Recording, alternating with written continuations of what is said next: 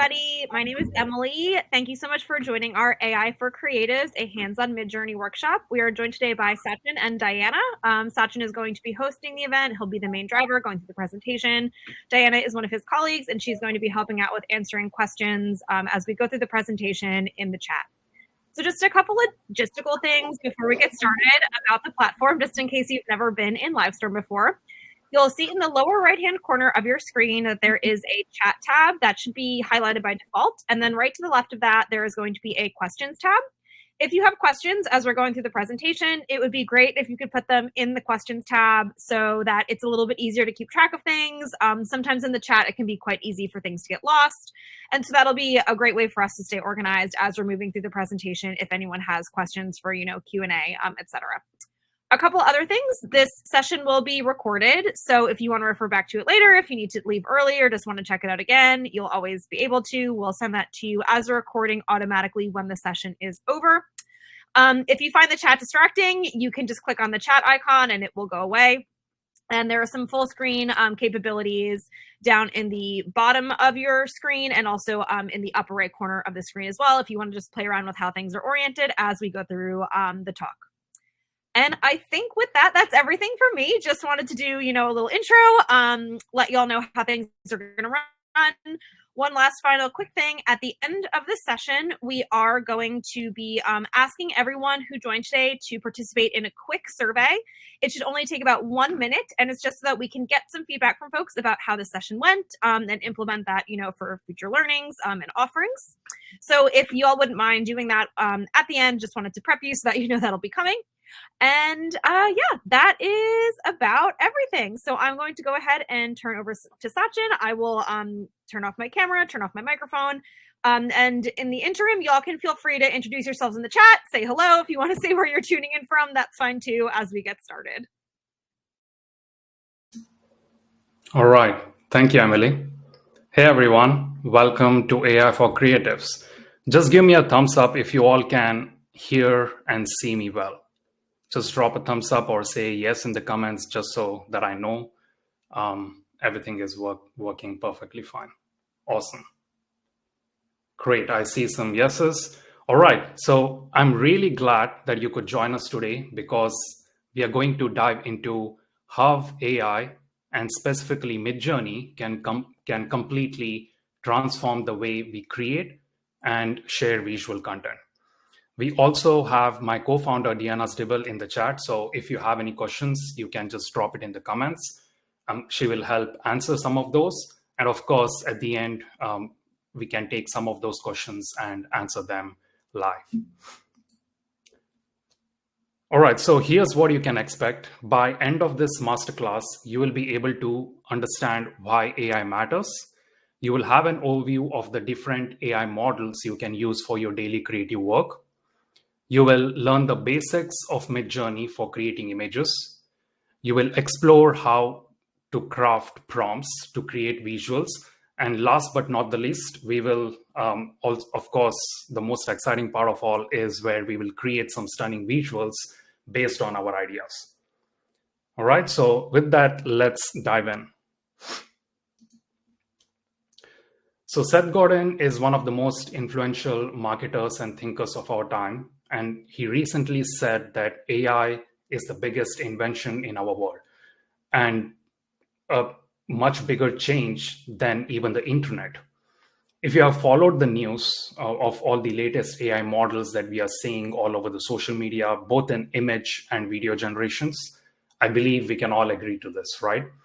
The internet reshaped how we work, learn, and connect with each other. And right now, we have the potential to go even further by amplifying our creativity with AI and changing how we create, share, and experience the world around us. And today we will see how this applies to creating visuals with AI. What you're seeing here is an image I created with Flux 1.1 Ultra. It's a generative AI text-to-image model. And no, I didn't upscale this to a higher resolution. I didn't tweak it or spend hours perfecting it. This took me just 10 seconds. So anyone can actually start creating these images right now with it. Majority are not even aware that this is possible. The level of details, the skin texture, the reflections in the eye, it's like we are stepping into a whole new level of what's possible. And honestly, if we are here today, what we can do possibly with AI, you can just imagine just in the near future, by the end of 2025, where we will be, right? Just 1 year ago, we had all these complaints like there are 6 fingers, the face is messy. All that has simply gone away with the recent advancement that we have seen, and we are able to get such amazing results by using text prompts. Here's another example of an image generated, again, entirely with AI, no editing done, no adjustments. It's purely the raw output from the text to image generator. So for almost like less than a few dollars, you can start creating enough high quality images for now for any designs or marketing needs. And I just had to spend another minute to turn the same image into a video using AI video generation. I can right now go from a concept to a final video in under 2 minutes. Could we have imagined doing something like this a few years ago, right? It's absolutely impossible that we could have imagined that this is what we can do right now. If, for example, in 2021, this was not possible. Even like 2 years ago, it would have been insanely time consuming if we had to create such a video with any tool, with any traditional methods. So I would first like to address the elephant in the room, which is you have seen people on social media talk about AI. There's a lot of hype, but less than 1% of them actually use it in their daily creative workflow. And those who use it effectively, they do more with less and are pushing the boundaries of what's really possible. So first off, there's literally never been a better time to dive into these AI tools and supercharge your creativity and productivity. Because the AI advancements that we are seeing today is simply not slowing down. In fact, the new updates that we have been seeing recently is happening faster than ever. Every day there is a new update or a version that is being launched by these AI video and AI image generation models. AI isn't just a buzzword anymore. It's changing how we create and execute these visual content design. Now imagine scaling your creative output exponentially, saving many hours in the process while also enhancing quality. So one AI workflow can generate you 1,000 visuals. This gives you a competitive edge. It saves you a hell lot of time and drives ROI growth, and it exceeds client expectations. And this is what we have seen in the projects that we have been working with and delivering. And this is the reality right now. Let me quickly introduce myself. I'm Sachin Kamath. I'm an engineer and a part-time artist turned creative technologist. I'm the co-founder of New Element and ConsistentCharacter.ai. Our proven AI tools and workflows have already empowered 5,000 plus professionals, including creative teams at top brands like Amazon and PwC. So this has helped them speed up their visual content production and increase profits. And with ConsistentCharacter.ai, we make it easy for creators to design stunning characters in seconds without the need of having any expert design skills or doing any sort of complicated prompt engineering. Our AI agents have been used over 500,000 times now, proving just how seamlessly technology and creativity can mesh together for small teams who are really looking to stand out in this particular space. So my goal is to show you how AI can turn your big ideas into high impact, beautifully branded visuals. And like I said, I'm an artist and a designer at heart. I love painting and drawing. The images that you see over here, these are not AI generated. They are my own hyper-realistic drawings. So my studies and background, though, is in engineering. So both art and technology are my passion. And naturally, I got very curious when I started using these AI models to create these AI generated images and animations. And that's what got me into it. Now, we all know that the future is definitely human and AI collaboration. And I believe all of you are here because you have firsthand already witnessed the exponential progress of AI and what it can really do coupled with human creativity, right? And our drive to create these new things and build new experiences.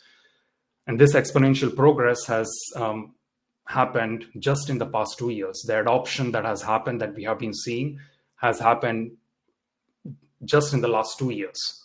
And the advancements that we are seeing is simply speeding up.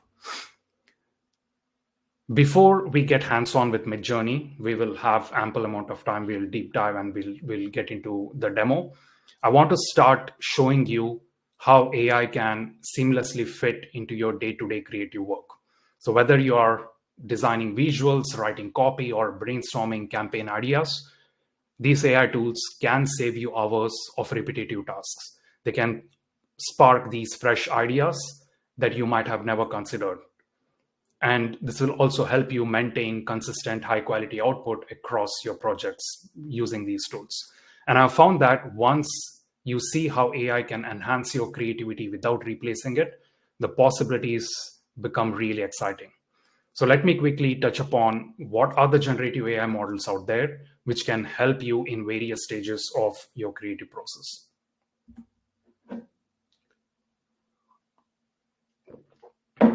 All right, so the first type are the large language models. They can be used for content generation, summarizing, translation, classification, and to create chatbots or AI agents. Now, you might have already used one or multiple of these AI large language models.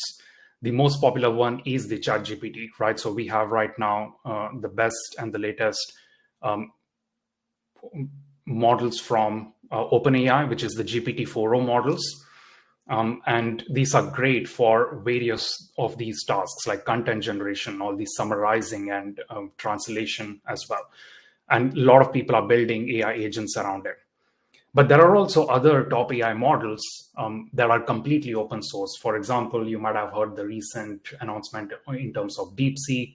Grok is from Elon Musk from the X.com. You have Gemini from Google. Then you have Llama from Meta. So there are multiple other large language models, and each one have their own way of giving outputs, and they are different from the way each one of them works. So the next ones are the text to image generators. So here you provide your text prompt to generate an image as an output. And here you have these models such as DALL-E from OpenAI, you have Midjourney, you have Stable Diffusion from Stability AI, you have Ideogram. In fact, Ideogram is one of the really good models comparable to Midjourney. And the latest one, which I consider the best, which is the Flux from Black Forest Labs. And these are some of the examples. These are purely from text prompts to generating these images.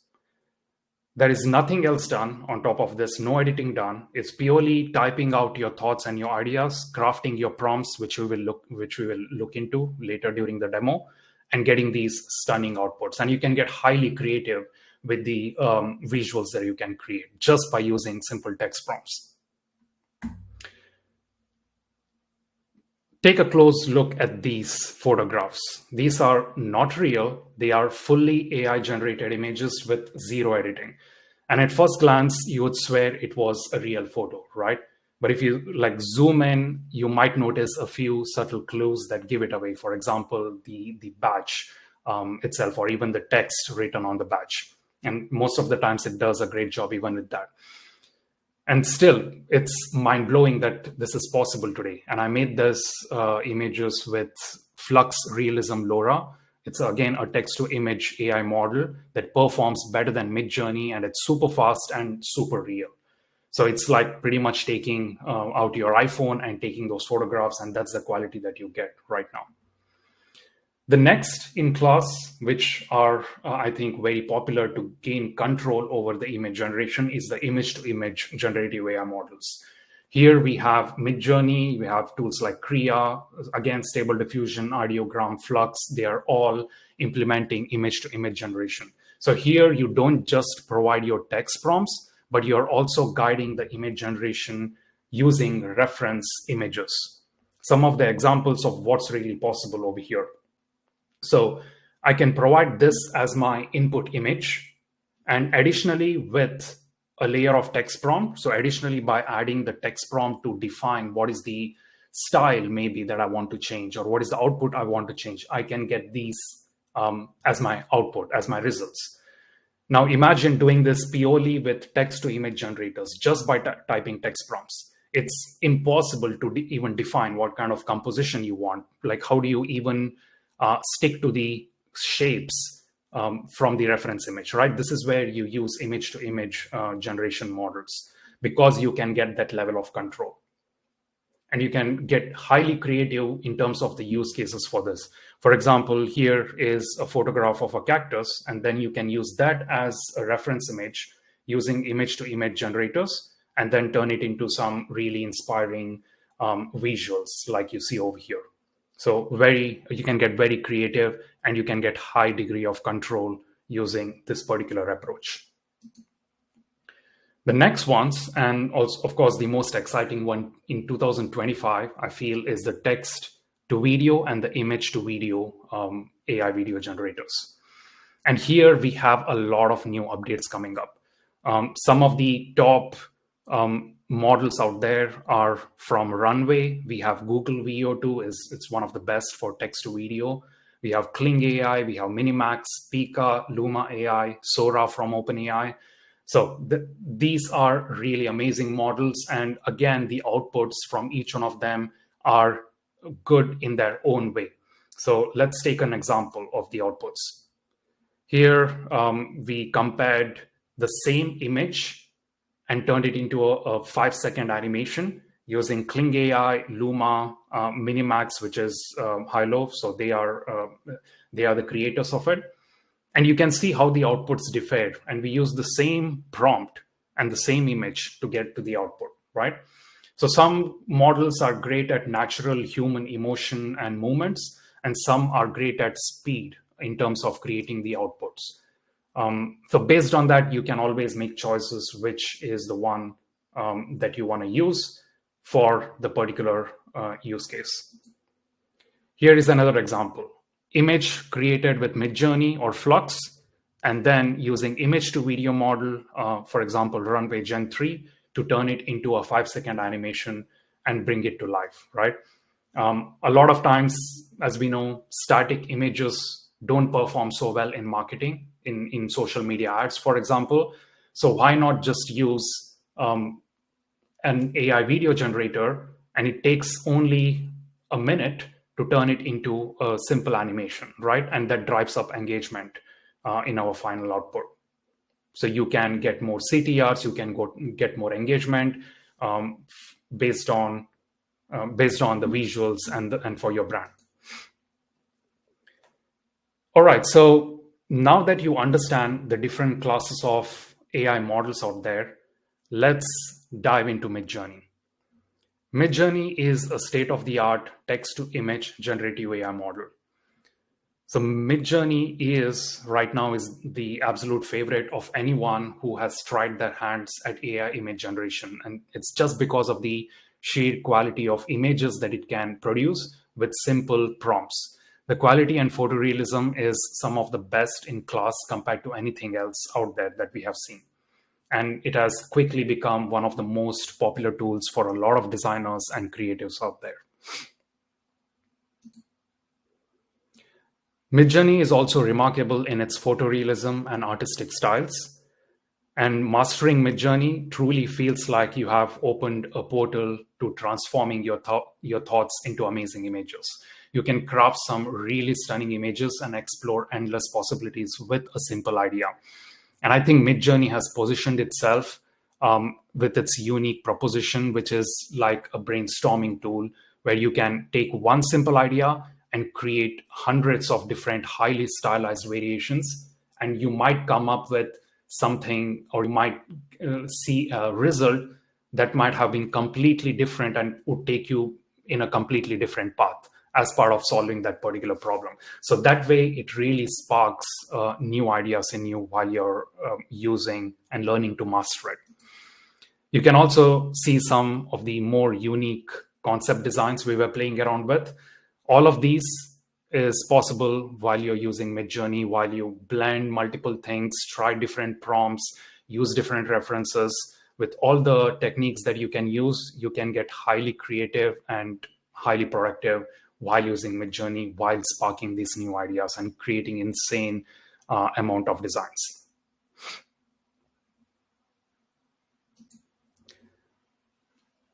All right, so with that, let's quickly dive into the demo. We will run through some of the prompt crafting techniques. We will start creating those visuals. And of course, we'll take some questions if you have during the demo, if something that you want me to repeat as part of it.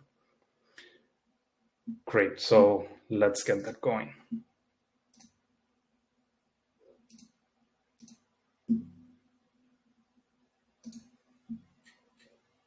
As part of this exercise, I have a Notion document for you all. So I'll be dropping it in the comments.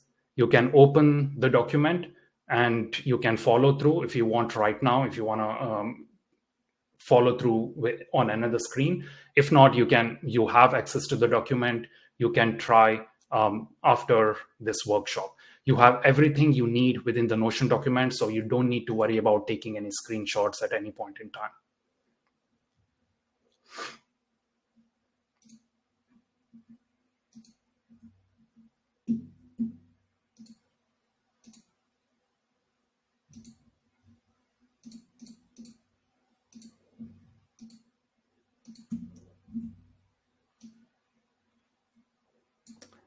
All right. Sorry for the infinite screen as I drop the link. Just give me a thumbs up if you can see the Notion document. If you can open it and see the contents of it. All right, cool. So there you go. So if this is your first time using Midjourney, there is a step-by-step guide of how you can get started and get your first image within Midjourney. All right. So we will first start learning about the prompt basics and start creating some simple images.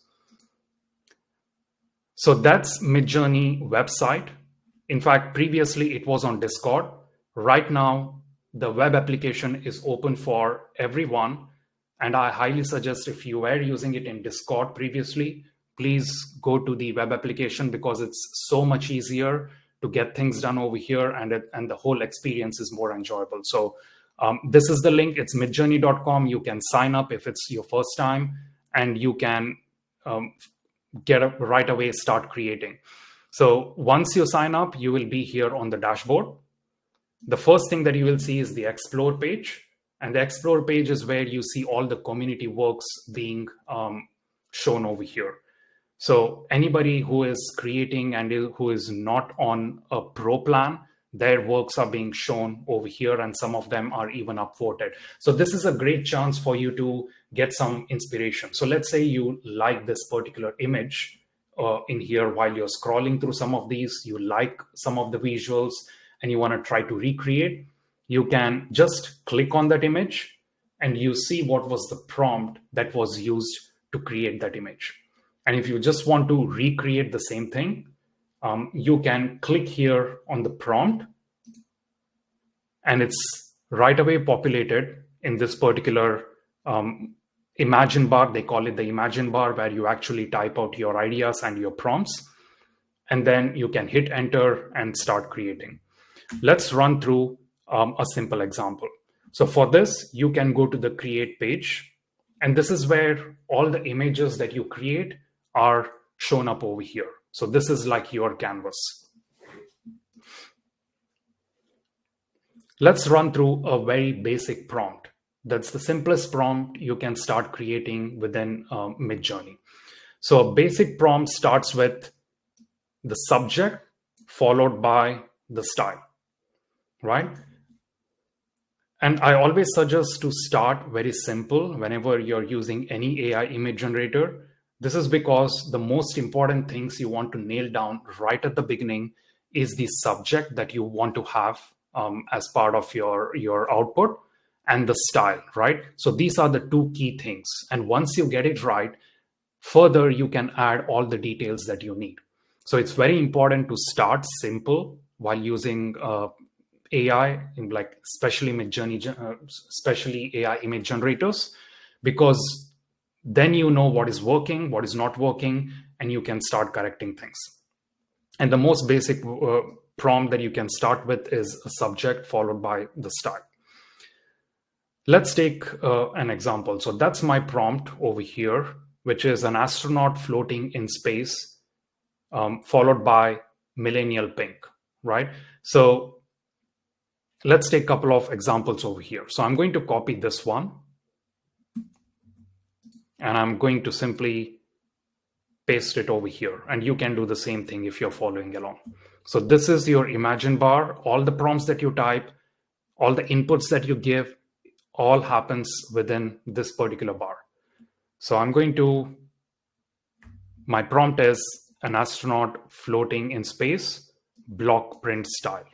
All right, and I'm going to hit enter.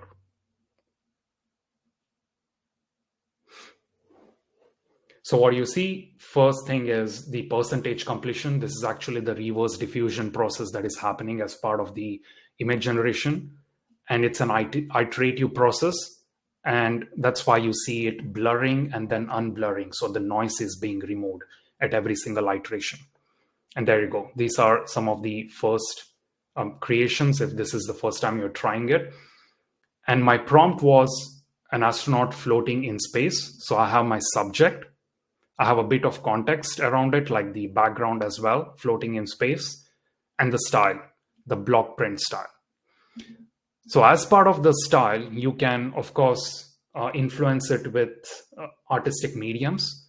For example, here I have the same subject, but I'm changing the style like risograph style.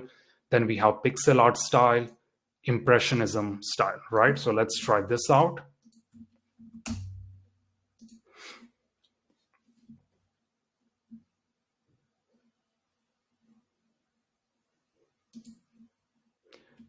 So one way to do that is to inspire your style as the artistic mediums. You can also think of using color themes as the style that you can provide. So let me copy this one. And as we have the rest being generated, I'm typing the prompt. And there you go. So I have this one, the previous generation in impressionism style, and this was the block print style. So the first way to explore is trying out different style, and you can get highly creative and unique in terms of the style prompts that you can use to get it done. All right, so we have this. We have one that is an outlier, and Midjourney does that.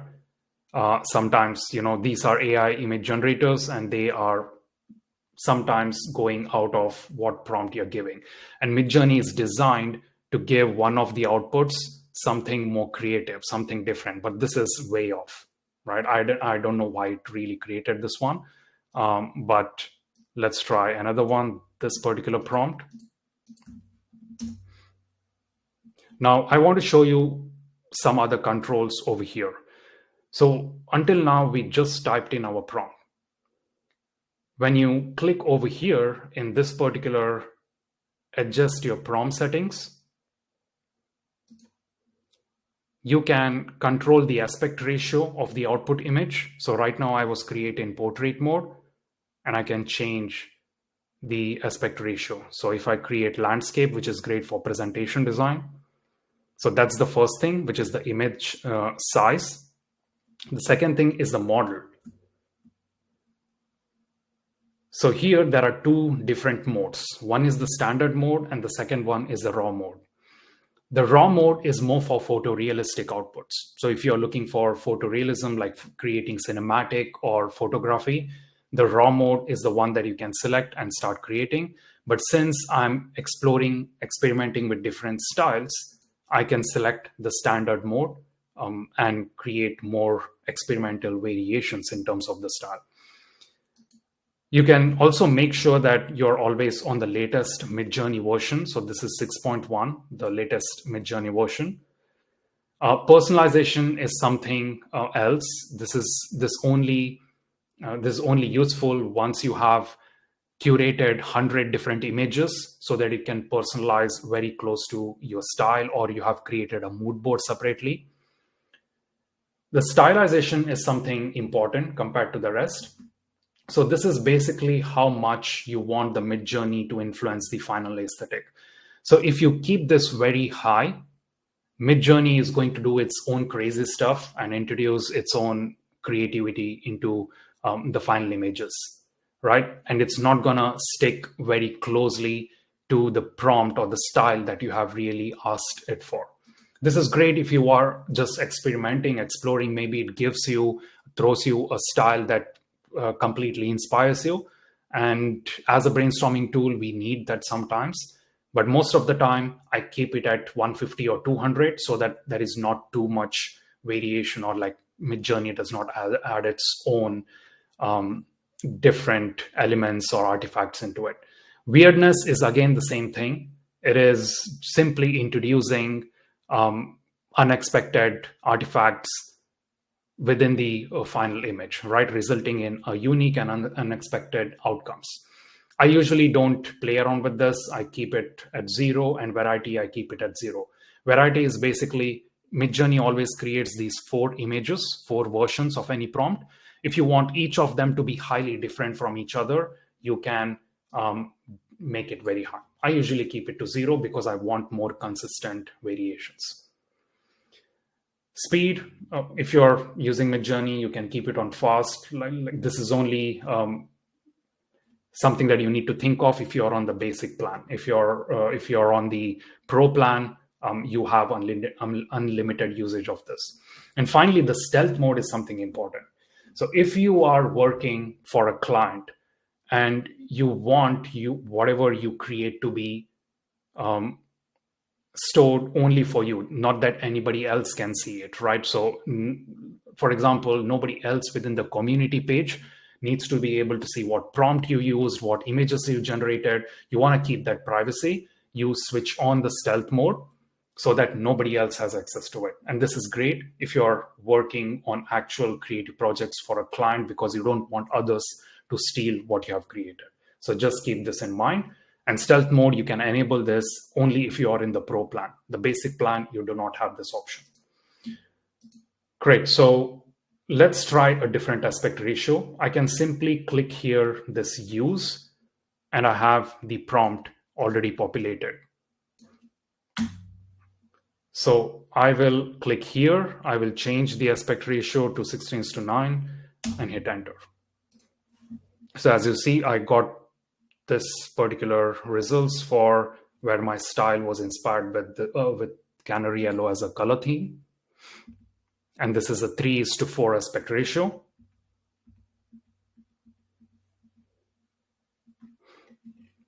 And now I'm creating the same one with 16:9 aspect ratio.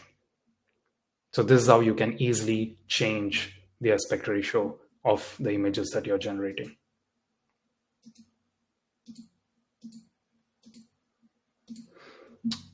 All right. Great. So you have some information in here. Now let's dive into prompt crafting, which is super important. This is my basic prompt, astronaut in a jungle cinematic. So for me, this was while I was trying to create a storyboard, and I wanted that cinematic style as part of my outputs. And in the subject, I wanted astronaut in a jungle followed by cinematic. So this is a very basic prompt. And as you might have realized, there is not so much control that I really have with such a basic prompt. Every time I rerun the same prompt, I might get all sorts of output without having much control. right? Each of this image is still an astronaut in a jungle, and it's a cinematic style, but I don't have any further control over it because it leaves room open for lots of other possibilities. And this is when I want to structure my prompt in such a way that I can start adding more details to get it closer to each shot that I want to create, right? I have a specific idea. I want the second particular shot in here to be, the camera should be in a specific position, the color should be different, the lighting should be different, and I want to start telling a story.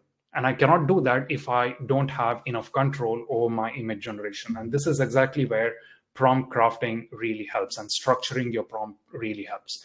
As you see, I get all kinds of different variations. So whenever you're thinking of creating an image using any AI image generator, you can think of breaking it down into these key ingredients. So the first one is the styling. And this is the prompt structuring formula. Whenever you have an idea to create a visual, you can think of dividing them, or at least filling up most of these buckets in here and providing those information as part of your prompt. So the first one is styling, because that's usually the most important thing that we want to keep consistent. Then you have composition. Then you have camera details, followed by what is the subject in that particular scene, what is the action and emotion the subject is doing or performing in a setting and atmosphere. So what is the context around the subject? What is the background, right? What is the setting? What is the atmosphere? You drop it in here. Finally, you have with the lighting and the overall mood of the scene. If you can build up your prompts, structure your prompts, and fill in these details, you will start getting much more compelling and stunning visuals. And you'll also get a level of consistency that you're looking for, just by keeping the rest of it the same and just changing the subject, action, and emotion, right? So you are already getting a level of consistency in here. So let's take an example. I want to go from a very basic image, which was my astronaut in a jungle followed by cinematic, to a more controlled image to start telling a story. And this is helpful for absolutely any image generation for any creative professional, because we are looking for control. We want Midjourney to listen to our ideas and the way we want it to be. And that's when you are going to look into how to structure these prompts. So this is my final prompt. I'm going to copy this, and let's walk through step by step as it's generating. So here I have cinematic close-up shot of a male astronaut looking up amazed in a jungle, golden hour. So this is the style, cinematic. Close-up shot is the composition and the camera angle that I'm looking for.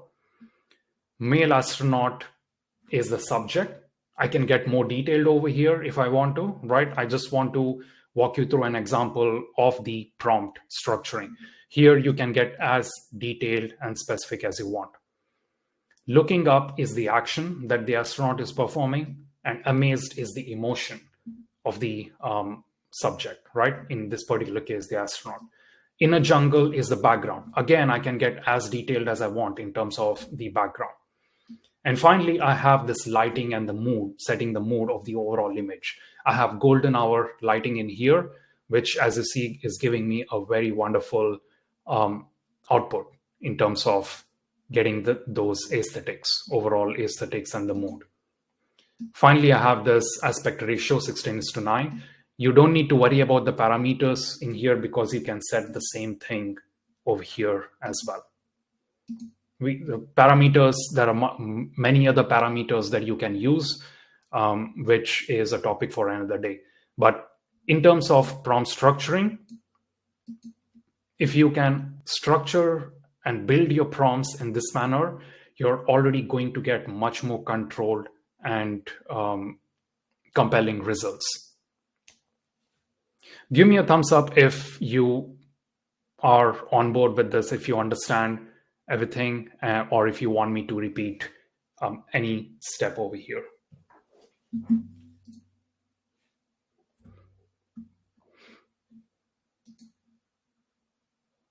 Awesome, I see a lot of thumbs up. Great, so let's try another variation using the same prompt structuring, right? So I have this. Again, you have all of this within the Notion document that I've shared with you. You can always go back and copy and paste and start playing around with these prompts. Let's hit enter. So here I have cinematic, wide angle shot. Previously I had the close-up shot, right? So cinematic, wide angle shot, a male astronaut looking at the camera. Right now I have changed the action and like the action and emotion. We have not really added any emotion, but like I said, you don't need all the things. We're just trying to experiment over here. If you know exactly what you're looking for, it's best you put those details in there. Mars terrain, backlight. All right, so I have some of these visuals over here. And if I want more details, like for example, I want the astronaut to be wearing that helmet, right? Like I want a similar look. I would need to prompt that in there. So this is why it's important to start very simple in terms of your prompting and then start adding the details, because then you know what's working and what's not really working. And we have Mars terrain. So in here, if I wanted to, I don't really see the overall scene, but it is giving me the details that I wanted in my prompt. I can simply go into the Midjourney editor and I can scale it down to start building in the rest of the scene. And I can start getting my wide angle shot that way and get more of the surroundings.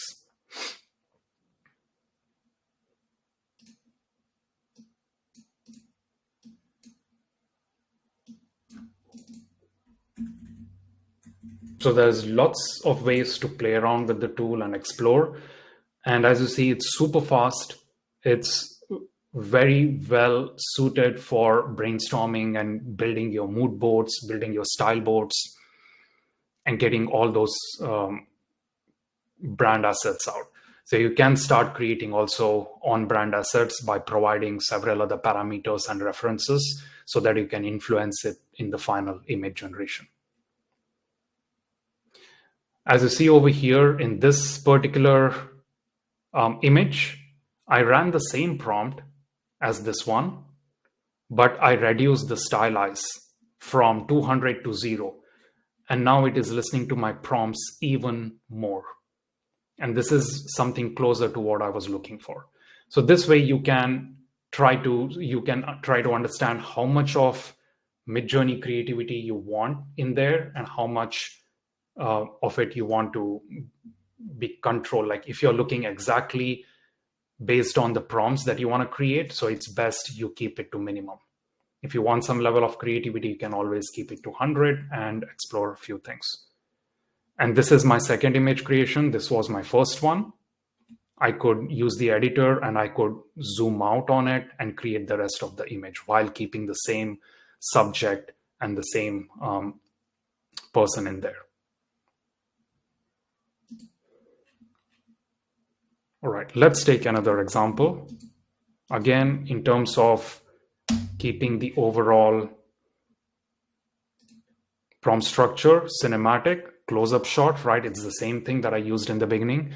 A male astronaut looking up amazed. Everything else is the same, but I'm simply changing the overall mood of the scene and trying to get my storyline to nail down as part of my storyline. So it's more like I'm trying to create a mysterious atmosphere of where the astronaut is in, and I start getting these results.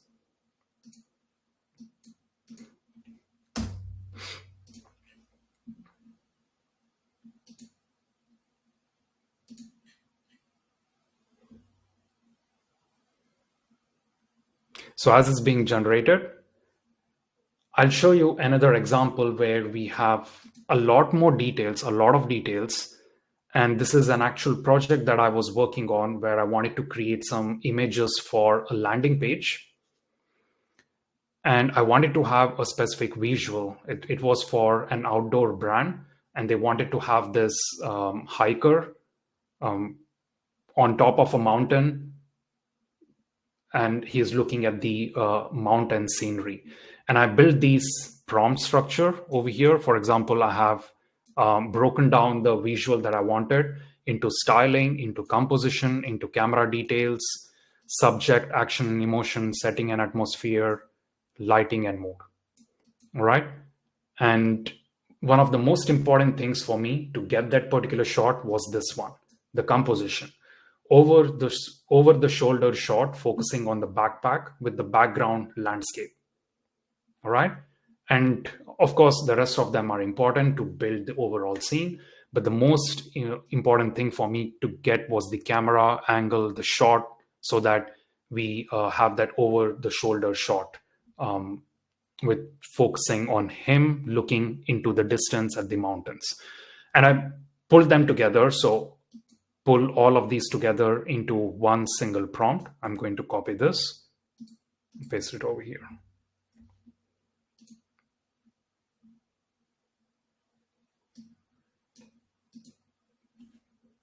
Right.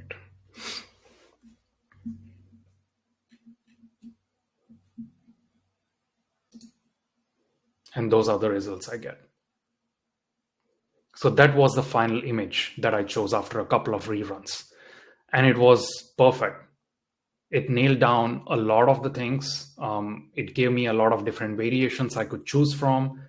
And there is no editing done on this. I could simply use it as part of the website in the end.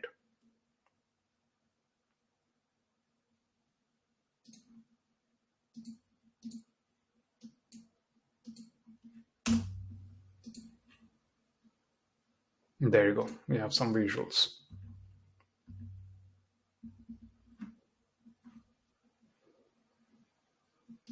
The quality of images that we see over here is amazing. You can right away use it. I think the resolution is 2K. If you want to upscale them, you can always upscale them over here to a 4K resolution. And you can right away use it as part of any branded assets. There you go. So you can easily start creating variations by simply clicking rerun or clicking use over here and modifying anything that you want and creating more iterations from there. Great. You can just realize how quick it was to turn a simple idea that I had into visuals, right? I got super high quality visuals. I didn't have to spend hours together on stock websites scanning through. Most of the time I used to do that, and most of the time I wouldn't even get what I really wanted to use. I would probably have to settle for something that was not good enough, or probably spend a lot more time on editing some of these. But now I can get this right away, create variations, create a library of this, and share it with others.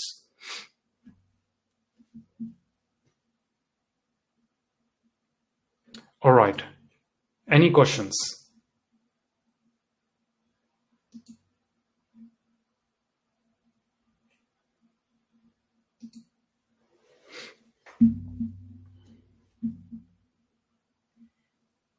And we do have quite a few questions in the question section of the chat. If you want to just pop over there, Sachin. I know we only have about 10 more minutes left, but there are some questions in there as well. All right. Give me a second. Okay, let me take this into other tab because otherwise you guys will see an infinite screen of Livestorm.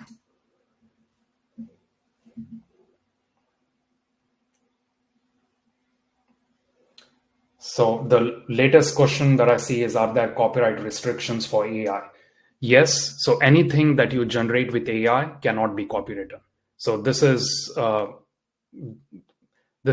common understanding, right? So anything that you're generating with AI right now cannot be copywritten, but it can be used commercially. So that's a major distinction that we all need to understand.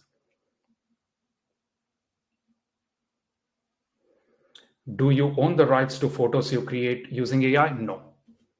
It doesn't matter which AI tool you use, you have no rights to the images that you generate. If you're just writing text prompts and getting the images like I did over here, you cannot copyright this.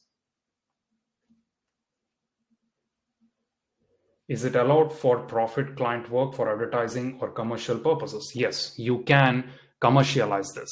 It can be used on website, it can be used on social media, but you cannot copyright any of the work. I hope that's clear. You need to make sure whenever you transparently communicate with your client that you're going to use AI and are they okay with it. If they're not okay with it, you can tell them, hey, at what stages of AI you're going to use it. So AI can be used in brainstorming stages to get multiple ideas, to build your mood boards, to build your style boards, which in the end is not the work that you will publish, right? So if copyright is critical, you cannot use this to launch it as any part of campaign. But if you want to use it as part of your initial concepting and building mock-ups phases of your design, you can definitely use them, but you need to be transparent to your client and tell them that this is what you're going to do and at what stages you're going to use it.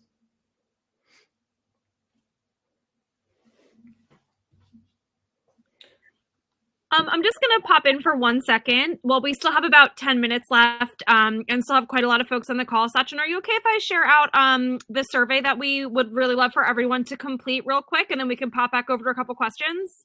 Yeah, let's do that, Emily. Awesome. So I am going to put a survey in the chat. Did that just get shared with everybody?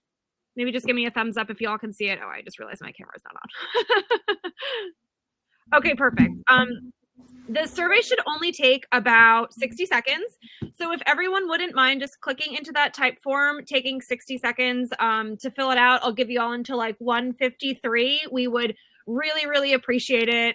It'll help us just inform future events, more course offerings, community engagement, things like that.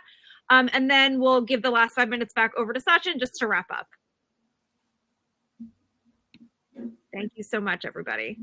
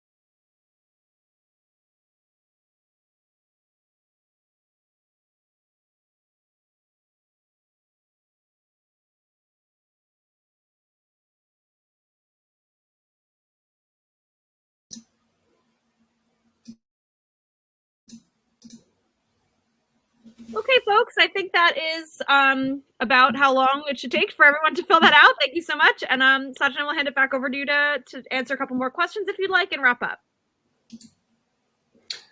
So in the meantime, what I did was I saw one of the questions where the question was how to use image references to, let's say, create some on-brand visuals. And I just pulled out one of the examples that I was working on. And you see over here, let me just click on the use button so that I can populate everything over here. So in here, I have the prompt, which is defining what kind of visuals I want. And by the way, this is the specific style and the output I was looking for, and I was trying to create variations. So in here, I have this detailed prompt of what my output should be. A green face with sunglasses, vector graphics, vector illustrations, 3D rendering. So you can, of course, define your prompt. And by the way, there is a link in the Notion document if you want some help with creating your prompts using constantcharacter.ai. There is a feature called Prompt Easy where you can upload an image and start getting like reverse engineer the prompt for you. Now, along with the prompt, I have also provided what you see over here is an image reference and a style reference. To do that, I have to click here. Let me zoom in so that you can see it. Click over here, and you can upload the image that you probably have as part of your mood board, or maybe it's a branded asset that your client has provided you and you want to create more variations based on it. So I uploaded one of those assets. It's over here. I can click on it, and then I can click on this as a style reference or an image reference and hit enter. So let me select that as a style reference and start generating. And now I can get much more control in terms of getting my outputs.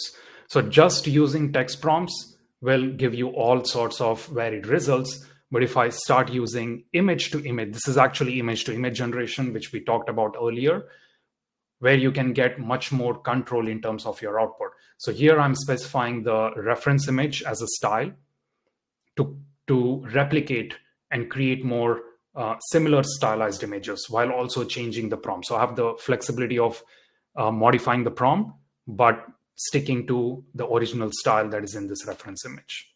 And as you see, it's generating me some of these visuals while keeping very close to the style.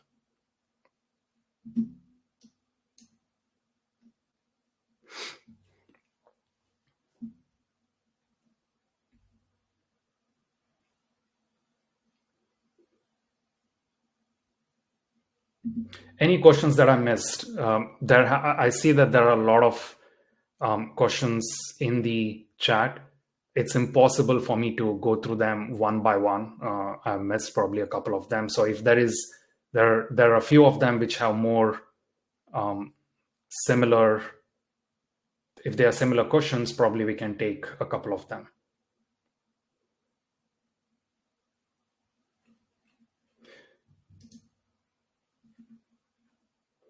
I just see the latest one.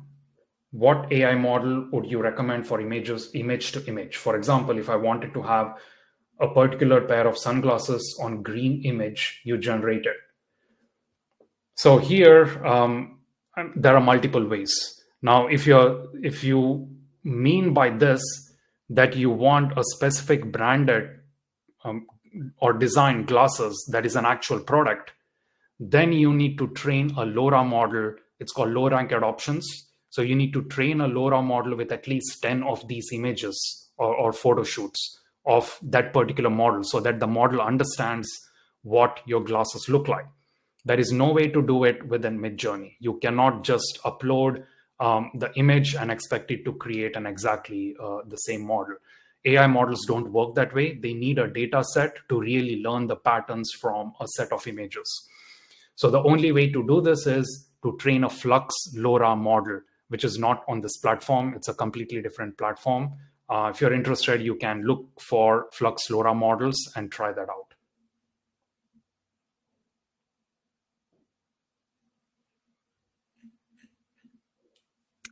I put one of the upvoted questions in the chat, Sachin, and I think Susan also asked one as well. We probably have time for like one or two more questions, if that's okay with you. Yeah, let's just take two questions, and I think then we can wrap it up. Awesome. So someone had shared, curious about the ethics of AI. Has there ever been a case of someone saying, hey, that's me, when that person's likeness was AI generated by a third party? Yeah, plenty of times. I think you might have seen Wes Anderson. He has a very specific style of creating those cinematic outputs. And when you type in the style of, in your prompt, if you type in the style of Wes Anderson, of course, you will get outputs like his movies and his color palette that he uses. So yes, there have been plenty of cases like this. And then someone else asked, how do you keep the subject consistent through every prompt? I think you might have addressed this a bit. Yeah, so there is a feature called character reference. Of course, we can deep dive into it for another couple of hours. But within Midjourney, there is character reference. It's a cref parameter, which you can then upload. Like you can first create a model. For example, let's say you create a front view shot of a model first, and then use that as a character reference to then create all kinds of variations where you can change the outfit, you can change the background, and really keep the character consistent. And then you can also keep the style consistent by using style references. And now you have both character consistency and style consistency, and create highly controlled visuals, build storyboard, and that's possible. Awesome. Well, thank you so much, Sachin, for joining us today. This was a fantastic presentation. It was really, really informative. I know I enjoyed it. I'm not even a designer. I am an artist, but definitely not a designer. And it was fantastic, really informative, some really cool stuff. Thank you so much, Diana, for being engaged in the chat and answering questions. I really appreciate y'all joining both of us today. And thank you so much, everybody who came out to attend this talk. We had over 100 people. That's like, I think, close to a record for us in terms of a live session. So yeah, really awesome today. Thank you so much. Yeah, and thank you, everyone. I think I enjoyed presenting these demos. Live demos are always a little tough, but I think there was some great engagement, and thanks for that. If you want to connect with us, we are on LinkedIn. You can search for Sachin Kamath and Diana Stivel. You can connect with us on LinkedIn and say a hello. Yeah, apart from that, I hope you enjoyed this and you will explore, play around with Midjourney and create something cool. Thank you very much for joining, and have a great rest of the day. Good evening. Thank you. Thank you, everybody. Bye.